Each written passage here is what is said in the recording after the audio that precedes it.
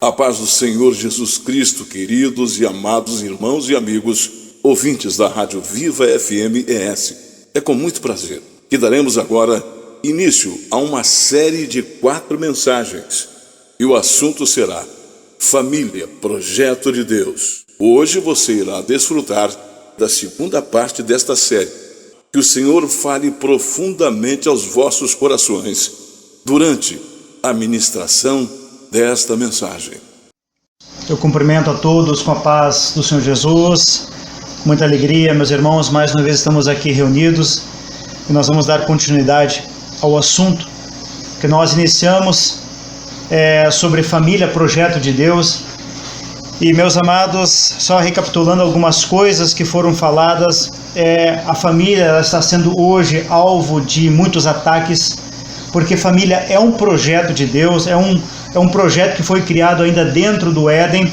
Por isso, meus amados, que estamos vendo tantos problemas entre as famílias, no meio das famílias, estamos vendo tantos problemas no meio dos casamentos, estamos vendo tantos problemas de relacionamento, de pais com os filhos, de filhos com os pais, relacionamento entre os cônjuges, mas nós precisamos resgatar, voltar para o Éden, precisamos resgatar pelo motivo da criação da família, porque Deus instituiu a família, e para que nós possamos viver biblicamente a família, viver biblicamente o casamento, e assim, meus irmãos, nos preparar para a gloriosa volta do Senhor. É um assunto muito delicado, é um assunto muito importante, e tudo precisa ser visto a palavra de Deus, de acordo com a palavra de Deus. O nosso norte, o nosso guia é a palavra de Deus. Qualquer coisa fora da palavra de Deus não tem aprovação do próprio Deus, porque quando Deus ele deixa para nós a sua palavra, é a palavra de Deus, é aquilo que Deus tem para as nossas vidas. E meus irmãos, algo que nós precisamos falar para os amados, que nós já falamos no outro dia, é que Deus ele não muda os seus princípios. Isso é muito importante. O mundo, nós sabemos que ele passa por novas normas, novas regras, podemos assim dizer, mas Deus ele não muda os seus princípios. E nós precisamos viver os princípios segundo a palavra de Deus. Meus irmãos, nós lemos o último versículo que nós lemos em Malaquias 2,14, eu vou ler novamente. Então Malaquias 2,14 nos diz o seguinte: e vocês ainda perguntam por quê? É porque o Senhor é testemunha entre você e a mulher da sua mocidade, pois você não cumpriu a sua promessa de fidelidade, embora ela fosse a sua companheira, a mulher do seu acordo matrimonial. Meus irmãos, a Bíblia diz que Deus ele é testemunha do casamento. Qual o casamento? O primeiro casamento. Então, é muito importante nós compreendermos, Deus é testemunha do primeiro casamento. Então, porque Deus já coloca desta forma, porque no projeto de Deus não existe segundo casamento. A instituição original não prevê segundo casamento. Depois nós vamos entrar nesse assunto também. Porque Deus diz aqui, é porque o Senhor é testemunha entre você e a mulher da sua mocidade. Ele é testemunha, de acordo com o acordo matrimonial. A mulher tem o acordo matrimonial, ou do marido do acordo. Então, Deus está dizendo aqui que ele é testemunha. Mas a palavra continua dizendo no versículo 15: não foi o Senhor que os fez um só? Em corpo e em espírito, eles lhe pertencem. E por que um só? Porque ele, o Senhor, desejava uma descendência consagrada. Muito importante esse ponto. O Senhor sempre quis estabelecer, em todos os tempos, em todas as gerações, uma descendência consagrada. Por isso que ele coloca que o casamento fosse algo único. Portanto, tenham cuidado. Ninguém seja infiel à mulher da sua mocidade, ou aqui também ao marido da sua mocidade. Amém? Ninguém seja infiel. E nós vamos entrar hoje fortemente nesse assunto de divórcio, adultério. Então, os amados, prestem muita atenção o que a Bíblia nos ensina a respeito disso. E vejam o que diz o versículo 16. Isso aqui é muito forte. A Bíblia diz o seguinte: falando de Deus falando aqui, eu odeio o divórcio. Vejam, meus amados, como Deus ele se expressa na questão do divórcio. Ele diz, eu odeio o divórcio. São palavras fortes que nós lemos aqui, mas, meus amados irmãos, nós precisamos sempre olhar para a Bíblia para ver o que ela tem para falar conosco. Nós não podemos agir pela nossa intuição ou agir da maneira como nós queremos. Todo o respaldo que nós temos está na palavra de Deus. Se eu entro na palavra de Deus e eu obedeço o que ela diz, eu estou bem respaldado. Agora, meus irmãos, como eu vou me colocar diante de Deus se eu estou fazendo algo completamente contrário, fora da palavra de Deus, fora da direção de Deus? Então, para tudo, eu preciso procurar a palavra de Deus. Inclusive, meus irmãos, nós não vamos ler aqui, mas se nós lermos ali nos primeiros 5 livros, fala claramente, até mesmo com quem você não pode casar. Meus irmãos, isso é muito importante, com quem você não pode casar. Então, muitas vezes, as pessoas têm ali ligações familiares muito próximas e até mesmo querem constituir casamento. E a Bíblia diz que não pode, existem regras de Deus. Então, por isso, sempre consulta a palavra de Deus para ver o que ela diz sobre determinada situação. Mas, meus amados irmãos, vamos continuar aqui, vamos para o livro de Marcos. Vejam só o que diz o livro de Marcos, que vai falar a respeito da união, a respeito de adultério.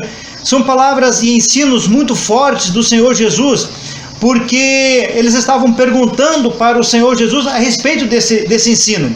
Então, no versículo 10, Marcos 10:10 nos diz: quando estava em casa novamente, então algumas pessoas já tinham perguntado para Jesus a respeito desse tema, e Jesus vai falar novamente com os discípulos sobre isso. Quando estava em casa novamente, os discípulos interrogaram Jesus sobre o mesmo assunto. Ele respondeu, vejam só agora: todo aquele que se divorciar de sua mulher e se casar com outra mulher estará cometendo adultério contra ela. E se ela se divorciar de seu marido e se casar com outro homem, estará cometendo adultério. Meus amados, para deixar bem claro o que a palavra do Senhor está dizendo aqui, depois nós vamos entrar no próximo versículo, nós já vamos abordar sobre isso. Existe um único ponto que a Bíblia tolera o divórcio. Um único ponto apenas um. E aqui a Bíblia diz o seguinte, que se houver o divórcio, sem esse ponto que nós vamos entrar agora na sequência, e você se casar com outra pessoa, você estará cometendo adultério. Isso é muito grave. Então hoje nós estamos vendo de uma maneira generalizada.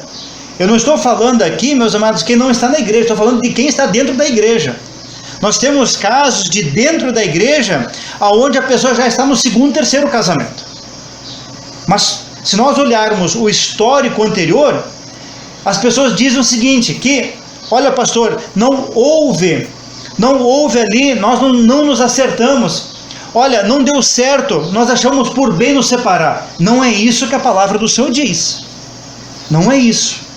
Então, se você se separar, se divorciar, sem um motivo dado pela palavra de Deus, e você constituir um novo casamento, você está em adultério. Por que isso? Porque nós lemos no versículo anterior, em Malaquias, a palavra diz que Deus, Ele é testemunha daquele casamento. Porque diante do Senhor, Deus abençoou aquele casamento. E Deus, Ele desfaz este casamento apenas num único ponto. Então nós precisamos compreender, meus amados irmãos, o que nós estamos fazendo em questão de casamento. É muito importante que nós estamos trazendo aqui, porque muitas famílias não têm este ensino da palavra de Deus, e o nosso objetivo aqui é trazer para você, para que você possa olhar à luz da palavra de Deus, a tua situação, a tua vida, a tua família, para que você não entre nesse mesmo erro. Então, meus amados irmãos, Jesus diz aqui, aquele que se divorciar e casar com uma outra pessoa, estará cometendo adultério. Vejam só também, meus amados irmãos, o que Paulo vai trazer em 1 Coríntios. Paulo vai trazer um aspecto muito interessante também em 1 Coríntios 7, versículo 10, ele vai dizer: aos casados dou este mandamento, não eu, mas o Senhor. que a esposa não se separe do seu marido, mas se o fizer, que permaneça sem se casar. Paulo está repetindo aqui aquilo que Jesus falou no versículo anterior. Veja só, mas se o fizer, ou seja, se você se separar, que permaneça desta forma, sem se casar, ou então reconcilie-se com o seu marido, e o marido não se divorcie de sua mulher. Então, meus amados irmãos, nós temos aqui respaldos bíblicos dizendo que não pode separar, não pode se divorciar, mas a Bíblia traz aqui algo: se o fizer, não pode casar. Amém? Não pode casar.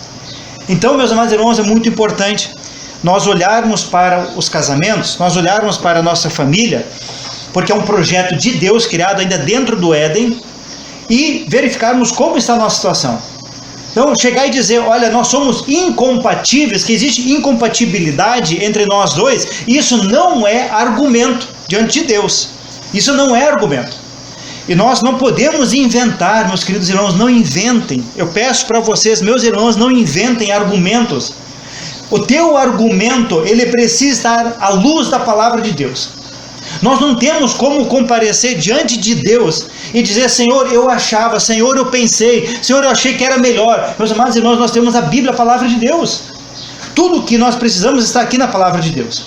Mas eu quero trazer agora para os amados irmãos algo que o Senhor Jesus disse também, a exceção. Existe uma exceção, uma única exceção apenas.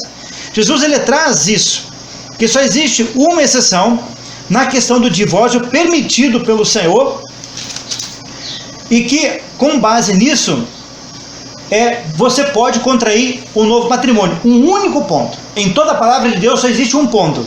Está em Mateus 19:9, que diz o seguinte: eu lhes digo que todo aquele que se divorciar de sua mulher, olha só, eu lhes digo que todo aquele que se divorciar de sua mulher, exceto por imoralidade sexual. O que é isso aqui, meus amados? Adultério. Exceto por adultério. Vejam só, eu vou tirar fora, para que os amados possam compreender bem, eu vou tirar fora esse exceto por imoralidade sexual, para que os amados possam compreender melhor a palavra. Eu lhes digo que todo aquele que se divorciar de sua mulher e se casar com outra mulher estará cometendo adultério. O que nós já falamos há pouco, que Jesus disse. Mas ele dá um ponto. Se existe imoralidade sexual, ou seja, se existe adultério, poderá fazê-lo. Mas quem? A vítima do adultério. Porque nós temos no adultério aquele que pratica o adultério, e nós temos a outra parte, que é a vítima.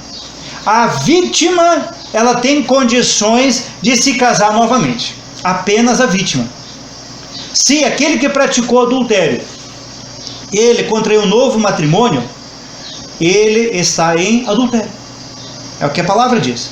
Então, meus amados irmãos, nós precisamos compreender o que a palavra diz. Obviamente, meus amados, que isso aqui, nós não podemos olhar para esta regra, assim, colocando aqui, e sair simplesmente sem tentar a reconciliação.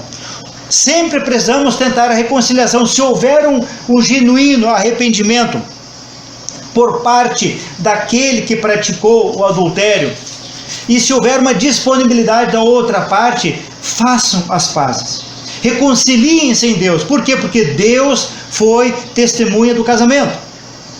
Por isso, meus amados, é muito importante de nós compreendermos que Deus, ele é a testemunha, que nós temos uma base bíblica para todas as coisas, e aqui Jesus está dizendo que a única base bíblica é por imoralidade sexual, ou seja, por adultério. Meus queridos irmãos, é muito importante esse assunto.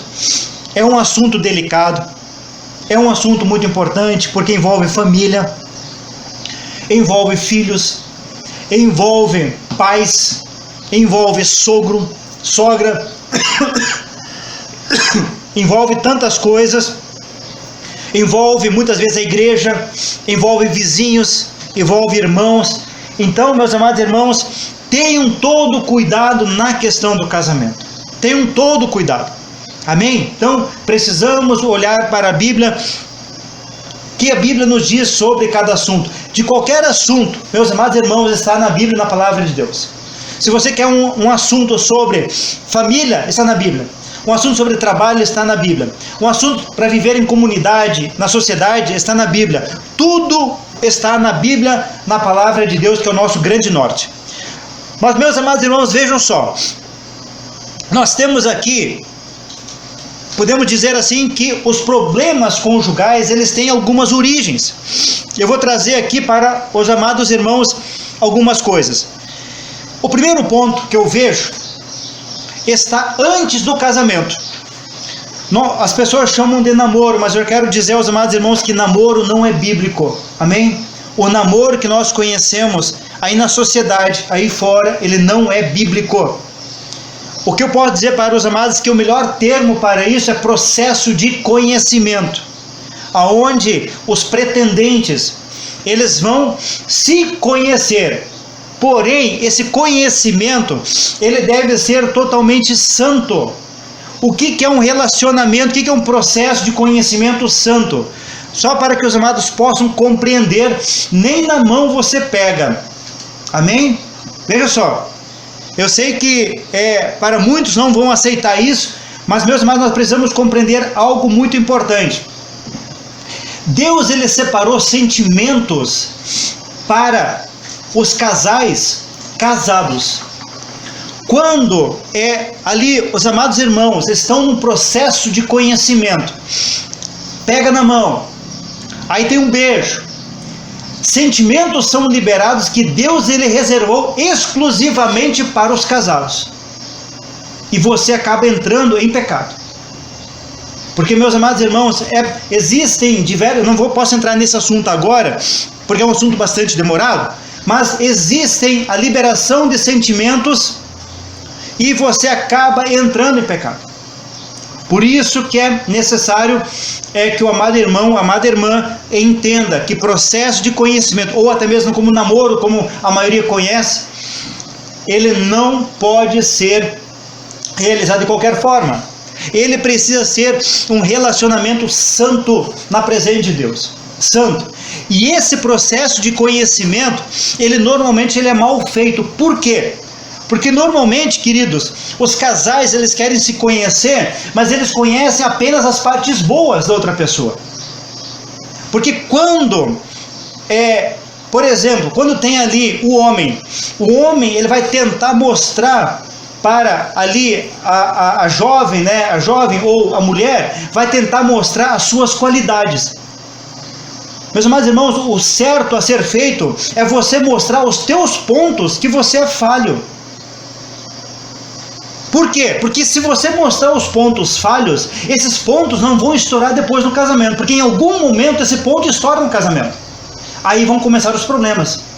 Tudo precisa ser visto antes. Você precisa mostrar para outra pessoa os pontos que você precisa melhorar. Como é o teu relacionamento com os teus pais, como é que você se comporta na sociedade, quando você fica nervosa ou nervoso, em qual situação, até mesmo na maneira como você come, como você pega a talher, enfim, mas são diversos assuntos. A outra pessoa precisa te conhecer, mas não nas partes boas. As partes boas, meus amados irmãos, isso não vai dar problema. O problema são aqueles pontos que ficaram escondidos. Muitas vezes os namoros ou o processo de conhecimento, eles são feitos de maquiagem em sua grande maioria. Porque eu apresento apenas aquilo que vai trazer para a minha vida um status. Apenas aquilo que vai trazer coisas boas a meu respeito. A pessoa vai me enxergar apenas dessa forma, mas se você casar, esses pontos vão aparecer. E os problemas vão aparecer junto. Por isso, meus amados irmãos, que os problemas conjugais, que eu considero esse primeiro ponto, o mais importante a ser feito no processo de conhecimento. Quando você falar com aquela pessoa que você tem uma intenção, diga exatamente quem você é. Não oculte nada. Não coloque cera. Seja absolutamente sincero, ou seja, sincera. Mostre a outra pessoa quem você é de fato. Mostre assim como você vive de fato. Para que isso não se torne depois um peso, meus amados irmãos. Queridos, o casamento é algo muito sério. Ele foi selado diante de Deus. Você não pode chegar depois e dizer que não sabia. Você teve toda uma oportunidade de conhecer, e você não o fez. Então, meus amados irmãos, olhe para outra pessoa naquilo que você acha que ela precisa melhorar. O outro ponto que eu quero trazer aqui, que eu vejo que é um problema muito sério dentro dos casamentos, é a falta de diálogo. Falta de diálogo. Meus amados irmãos, os casais não conversam mais. Ou quando conversam, não são conversas que estão convergindo para os mesmos assuntos, para os mesmos interesses dentro da família. Eu me recordo que há alguns anos, uns 3 ou 4 anos, eu conversei com um casal. Na época eles estavam casados há mais de 20 anos. Salvo engano, 25 anos. E eu fiz uma pergunta para o casal. Eu perguntei para eles há quanto tempo eles não conversavam sobre intimidade. Não é ter intimidade, é conversar sobre a intimidade. E meus amados irmãos, eles me falaram o seguinte: pastor, nós nunca conversamos. Meus amados irmãos, aquilo me deixou em choque. Como assim? 25 anos de casados e nunca conversaram sobre esse ponto tão maravilhoso que Deus instituiu para o casal, que é a relação sexual, que é a intimidade do casal. Como assim não conversaram? Nunca conversaram. Então, meus amados irmãos, nós precisamos conversar. Precisa haver o diálogo dentro dos casamentos, sobre todos os assuntos. Absolutamente todos os assuntos, os irmãos precisam conversar. Todos. Intimidade, educação dos filhos, questão financeira, igreja. Todos os assuntos precisam ser conversados e, mais importante, alinhados num denominador comum. Não pode ter, meus amados, por exemplo, uma opinião do marido, por exemplo, a esposa numa outra opinião, andando em duas direções. Por isso que a Bíblia fala que o casamento, o casal, ele precisa ser um. Nós já vamos entrar no outro ponto, ser um. Então, meus queridos irmãos, falta de diálogo. Realmente há uma grande falta de diálogo dentro dos casamentos. Precisa conversar, precisa alinhar. Hoje se vê muito dentro das famílias, as famílias não conversam mais. As famílias estão cada um no seu celular, nas redes sociais, e não conversam dentro das famílias. Então a falta de diálogo é um outro fator, é um problema muito sério dentro das famílias. Outro ponto, meus amados irmãos, é justamente isso que nós falamos agora, o ser um. Para que nós possamos compreender o que é ser um, vejam só, vamos pegar aqui um pouco de matemática. Um forma 100%. Vejam só, 1 é igual a 100%. Mas a Bíblia diz que aqui agora 2 vão formar 1, ou seja, os dois juntos precisam ser 100%. E como é que vai fazer isso? Quando nós chegamos da casa dos nossos pais, cada um chegou com seus conhecimentos, com seus ensinos, cada um chegou com aquilo que conhecia, cada um chegou cheio de si, com aquilo que aprendeu. Mas quando vai formar uma terceira parte, que na verdade, meus amados irmãos, é o casamento, o novo casamento, cada um precisa descer, me perdoem pelo termo aqui, mas cada um precisa descer do seu pedestal até baixar uns 50%. Entenderam, meus amados? Vejam só, se os dois formam 1 e um forma 50%, e quando nós chegamos, então chega o marido, chega a esposa de casa, cada um chega com 100%. Não existe uma unidade com 200%, é 100%. Então cada um precisa chegar, descer do seu pedestal, até formar 50%. Cada um, somando, vai dar 100%. Ou seja, resumindo, meus amados, nós precisamos deixar muitas coisas para trás para formar uma terceira etapa, uma terceira família. Porque nós chegamos da família de um lado, chegamos da família do outro lado, são duas famílias, mas agora nós vamos formar a terceira família. Isso é muito importante. Eu não posso chegar com tudo aquilo que eu aprendi,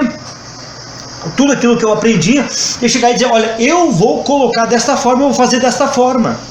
Cada um precisa realizar aquilo que lhe compete, cada um precisa ouvir a opinião do outro, então sim formar uma nova unidade. Amém? Isso é muito importante. Mas, meus amados, o último ponto que eu quero abordar aqui, nosso tempo já está encerrando, está em Hebreus 13:14, muito importante. Vejam só, Hebreus 13:14, a Bíblia diz algo muito poderoso. A Bíblia vai trazer o seguinte: o casamento deve ser honrado por todos, o leito conjugal conservado puro. Até aqui. Meus amados irmãos, há muitos leitos conjugais que estão impuros. Existem relações dentro das quatro paredes que a Bíblia não permite. Isso é um outro fator muito importante, de grande problema dentro das famílias. Então, meus queridos irmãos, nós vamos continuar numa próxima ocasião sobre esse assunto, que nosso tempo está encerrando, mas vejam só o que nós estamos trazendo aqui. Meus amados irmãos, que o Senhor Deus possa abençoar a casa dos amados irmãos, possa abençoar a sua família, que você possa ter um ótimo final de semana, e que Deus os abençoe, e estejam conosco, no nome do Senhor Jesus. Amém e amém.